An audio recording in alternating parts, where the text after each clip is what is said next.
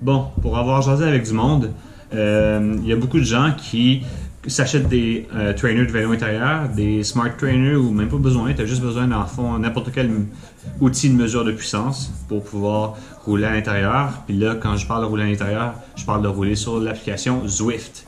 Avant de commencer, je tiens à préciser à tout le monde de faire le test d'FTP avant de faire des entraînements sur Zwift. Pourquoi le test d'FTP? C'est très très simple. Tu veux pouvoir savoir ça va être quoi tes zones de puissance à fournir pour tes entraînements. Parce que si tes zones de puissance ne sont pas bien placées, ben tu vas être ils vont soit être trop difficiles ou pas assez difficiles, puis tu ne réussiras pas à t'améliorer comme il faut. Le FTP, qu'est-ce que c'est? C'est la Functional Threshold Power. En gros, c'est la puissance que tu peux maintenir maximale pendant 1 heure de temps, et ça, steady. Dans le fond, la moyenne de puissance que tu peux maintenir pendant 1 heure. Et en gros, c'est qu'est-ce qui délimite ta force d'endurance puis ta force de puissance sur le vélo. Sur ce dit, je vais indiquer comment aller dans les entraînements de workout individuels uniques. Puis c'est un des onglets. Les tests FTP sont là. Tu vas pouvoir les faire à partir de là.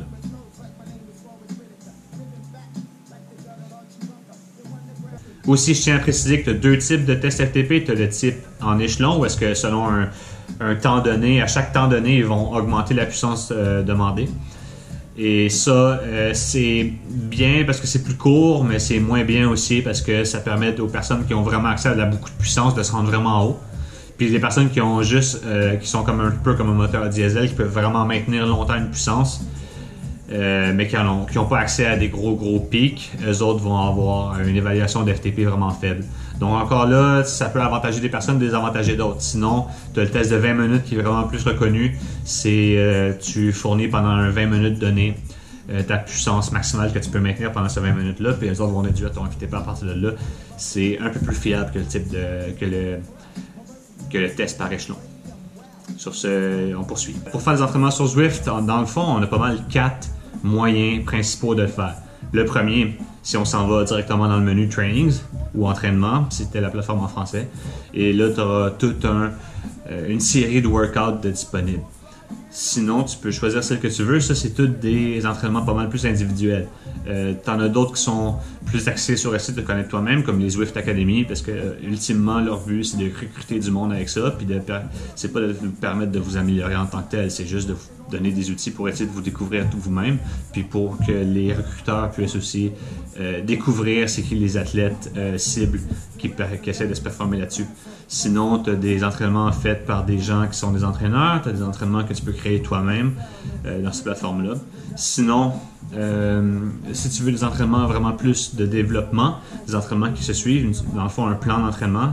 Juste à côté du workout, en haut à gauche, tu vas avoir à My Plans ou Mes plans. Je ne sais pas trop c'est quoi en français. Là, tu peux cliquer là-dessus, puis tu as une série complète de plans d'entraînement que tu peux suivre. Il t'indique si c'est des plans d'entraînement pour débutants, intermédiaires ou avancés. Mais sincèrement, c'est seulement un minimum, moi je trouve, qui est indiqué parce que quelqu'un d'avancé peut même aller choisir les plans pour débutants. Puis ça va être très bien pour lui. Par exemple, le FTP Booster qui est accessible à tout le monde. C'est vraiment intéressant pour eux autres, c'est vraiment intéressant pour tout le monde. Tu n'as pas juste les débutants qui peuvent se limiter à cet entraînement-là.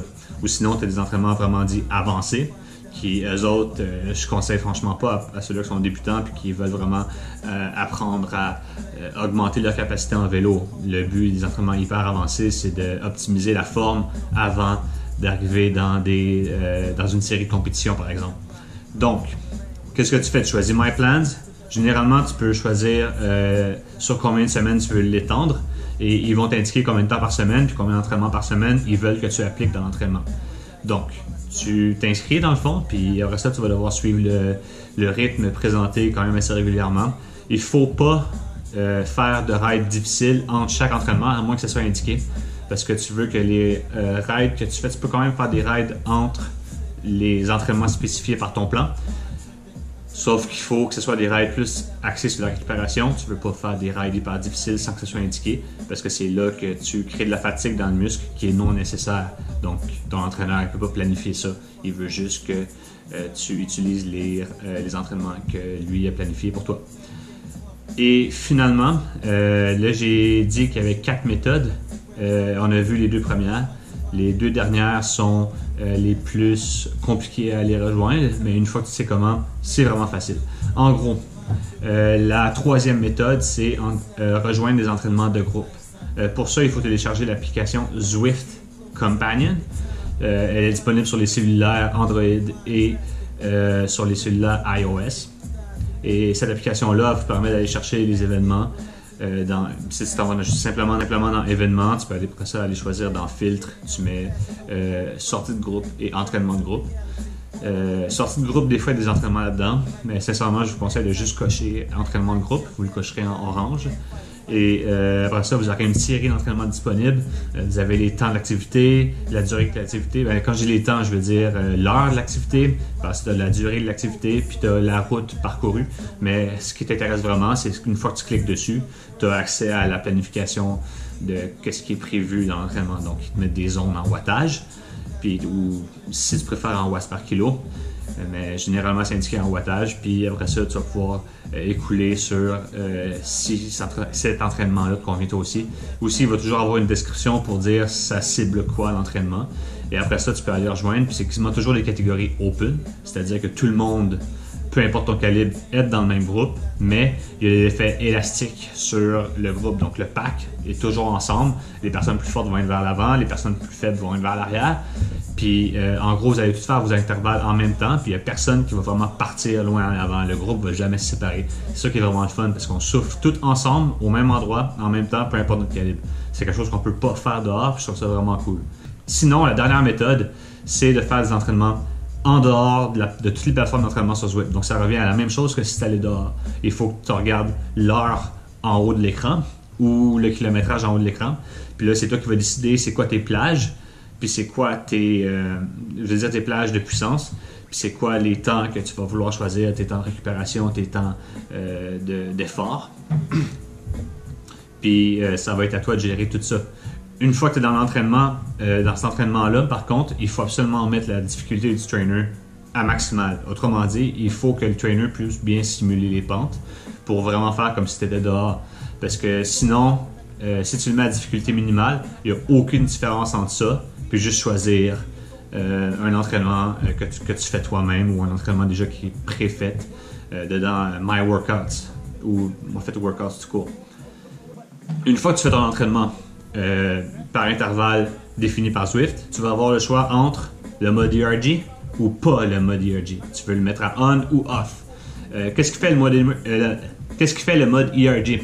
Le mode ERG, lui, qu'est-ce qu'il fait? C'est qu'il te force la puissance demandée. Autrement dit, moi, je peux pédaler à 30 RPM sur la plus grosse de mes gears, puis le mode ERG va combler ça, puis il va me faire donner une puissance spécifique. Ça peut être 130 watts, ça peut être 600 watts.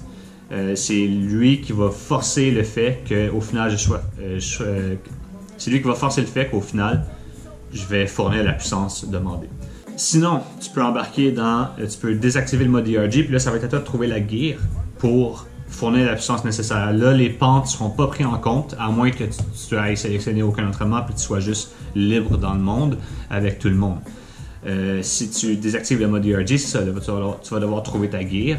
Puis je trouve que c'est vraiment mieux parce que ça simule un peu plus comme si on était dehors, mais pas encore parfaitement. C'est comme si on était dehors et qu'on avait juste du plat dans le fond. Par contre, la seule affaire, c'est que s'ils te demandent de viser un RPM précis, parce qu'ils font souvent ça dans les entraînements, les Zwift Academy, ils te demandent toujours environ 90 RPM, des fois c'est plus, des fois ils te laissent aller. Quand ils te laissent aller, moi, je préfère quand c'est plus faible, parce que j'ai la force dans les jambes, j'ai juste pas le cardio vraiment pour monter mon RPM super haut. Puis ça, dans le fond, quand tu es en mode libre, l'ERG est à off. Ça devient vraiment difficile d'essayer de trouver la bonne gear parce que souvent le RPM va demander pour une puissance donnée, va être entre deux gears, puis là tu vas devoir toujours essayer de faire un compromis, switcher d'un à l'autre, puis faire accélérer ta roue en arrière. Ça fonctionne plus ou moins bien. Donc si tu choisis de mettre l'ERG à off, il faut vraiment que tu acceptes de plus fermer les yeux sur ta cadence. Sinon, moi je trouve que c'est mieux quand il ne demande pas de cadence précise parce que tu peux travailler toi-même ta puissance, puis tu peux choisir toi-même tes gears pour convenir à ça. Aussi, c'est plus difficile quand les intervalles sont très courts, de fournir une puissance précise parce qu'il faut que tu fournisses une puissance en accélérant. Donc, il faut vraiment que tu te concentres sur tes jambes. Puis ça, je trouve que c'est quand même très bien parce que ça te permet vraiment de réaliser très bien ce qui se passe au niveau de la puissance fournie dans tes jambes, peu importe ton RPM, puis peu importe la vitesse à laquelle tu allais avant. Donc, ceci dit, en dehors de ça, tu peux aussi skipper des intervalles. C'est vraiment poche, je ne vous le conseille pas, mais des fois c'est un mal nécessaire à faire. Par exemple, des fois tu veux faire 2 entraînements de suite, puis tu t'en fous un peu des étoiles, parce que tu accumules des étoiles quand tu réussis chaque intervalle d'un entraînement.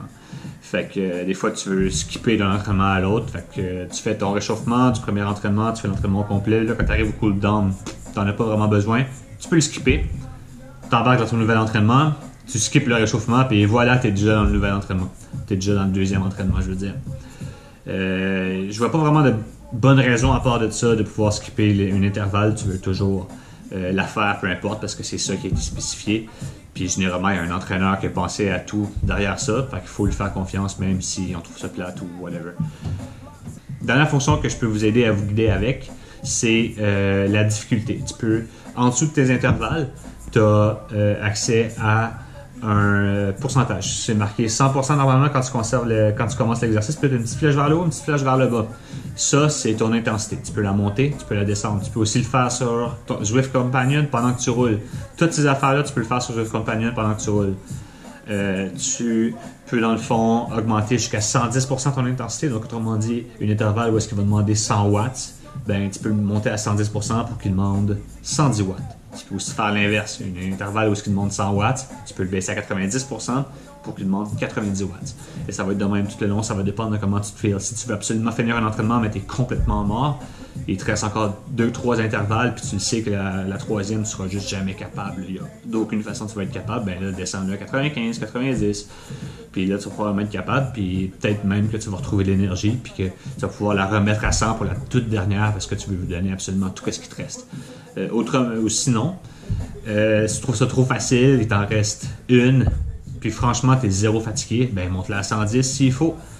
Il faut juste faire attention à ça parce que tu ne veux pas t'épuiser non plus. Fait que des fois, ton entraînement, c'est planifié que tu finisses avec beaucoup d'énergie. Donc là, dans ce temps-là, c'est touché. C'est à toi de décider, à ton propre jugement, si tu veux l'augmenter ou la descendre. En conclusion, tu as 4 façons de faire les workouts sur Zwift. La première, la plus pratiquée sur Zwift, c'est l'entraînement individuel unique. Qu'est-ce que je veux dire par là? C'est que tu fais ton entraînement toute seule. T'as quand même du monde autour de toi, mais toi, tu es dans ton propre monde. Si on veut, il n'y a personne qui ride avec toi réellement. Et l'entraînement est unique. Donc, tu as choisi cet entraînement-là spécifique, ça n'est pas un plan. Ensuite, tu peux faire l'entraînement individuel planifié. Donc, tu as un plan à suivre. Fait que là, tu avais workout. Comme j'ai dit, c'est une colonne à côté de l'autre. Tu avais workouts, puis l'autre, tu as les séries de workouts. Les séries de workouts, ils ont un but précis. Tout est planifié par des entraîneurs. Puis ils vont t'indiquer dans la description qu'est-ce qu'ils ciblent avec ces workouts-là. Là, ça va être à toi de décider si ça te convient ou pas. Donc, quand tu fais ça, c'est des entraînements encore là, individuels, mais ils sont en série, ils sont planifiés, ils font partie d'un plan d'entraînement. Ensuite, tu as les sorties de groupe. L'avantage des entraînements de groupe, c'est que tu peux rider avec d'autres personnes qui souffrent en même temps que toi, autant que toi, parce que si tout le monde, c'est la force demandée est basée sur leur FTP. La dernière option, c'est tu simules comme si tu allais dehors, donc tu fais juste sortir dans le monde, dans un des 3 mondes de Zwift proposés, puis tu rides, puis ça va être à toi-même de gérer les puissances sorties. Il faut que tu te marques des points de référence, ça peut être des kilomètres, ça peut être ça peut être le temps. Sinon, ça peut même être des affaires aussi banales que quand mon rythme cardiaque va atteindre 165, là je ease off jusqu'à 150, puis après ça je repars. Ça peut être absolument n'importe quoi. Je dis pas que c'est bon, je dis que ça peut être ça si tu veux vraiment. Ça permet vraiment de simuler si tu allais dehors, puis c'est ça l'avantage. Je conseille vraiment de mettre la difficulté du trainer au maximum. Autrement dit, le trainer doit vraiment pouvoir simuler les pentes, puis ça pour que ça fonctionne, pour que tu puisses jouer avec tes gears, parce que sinon, sincèrement, il n'y a aucun avantage de faire ça par rapport aux entraînements par intervalle fournis par l'application. Que tu peux aussi modeler toi-même, tu peux faire tes propres entraînements. Donc, sur ça, j'espère que vous êtes bien guidé sur les entraînements sur Zwift. Il y a beaucoup d'options, il y a beaucoup à découvrir. Mais en gros, c'est ces 4 méthodes-là, les 4 méthodes utilisées pour s'entraîner. Sur ce, salut. J'espère que vous avez eu un bon visionnement et que je vous ai aidé, que je vous ai éclairé un peu.